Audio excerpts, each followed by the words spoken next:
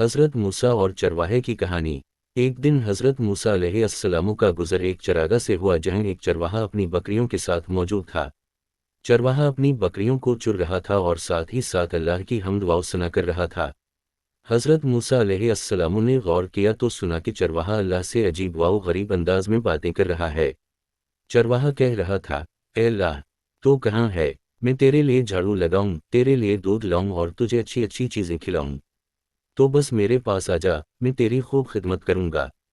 حضرت موسیٰ علیہ السلام یہ سن کر حیران ہوئے اور چرواہے سے پوچھا، اے چرواہے، کیا تو جانتا ہے کہ تو کس سے بات کر رہا ہے؟ اللہ تعالیٰ ان چیزوں سے پاک ہے جو تو کہہ رہا ہے۔ اللہ کو نہ تیری جھاڑو کی ضرورت ہے، نہ دودھ کی اور نہ ہی کھانے کی۔ چرواہا یہ سن کر پریشان ہوا اور رو کر بولا، اے اللہ کے نبی، میں تو اللہ سے محبت کرتا ہوں اور اپنی محبت کا اظہار ایسے کرتا ہوں۔ اگر میں نے کوئی غلطی کی ہے تو اللہ مجھے معاف کر دے۔ حضرت موسیٰ علیہ السلام نے چرواہے کو سمجھایا کہ اللہ تعالیٰ بے نیاز ہے اور اس کو مادی چیزوں کی ضرورت نہیں۔ اللہ کی عبادت خلوص دل سے کرو، اس کی تعریف اور حمد بیان کرو۔ حضرت موسیٰ علیہ السلام جب واپس چلے گئے تو اللہ تعالیٰ نے ان پر وحی نازل کی اور فرمایا، اے موسیٰ، تم نے میرے بندے کو مجھ سے دور کر دیا۔ میں اس کے الفاظ نہیں بلکہ اس کے دل کی حالت دیکھتا ہوں۔ اس کی سچی محبت مجھے بہت عزیز ہے۔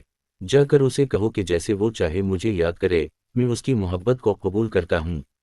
حضرت موسیٰ علیہ السلام نے فوراً واپس جا کر چرواہے کو یہ پیغام دیا۔ چرواہا خوش ہوا اور اللہ کی محبت میں مزید بڑھ گیا۔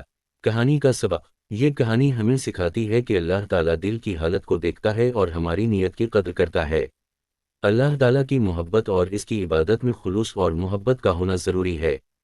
ہمیں اپنی نیت صاف رکھنی چاہیے اور اللہ کی رضا کے لیے کام کرنا چاہیے۔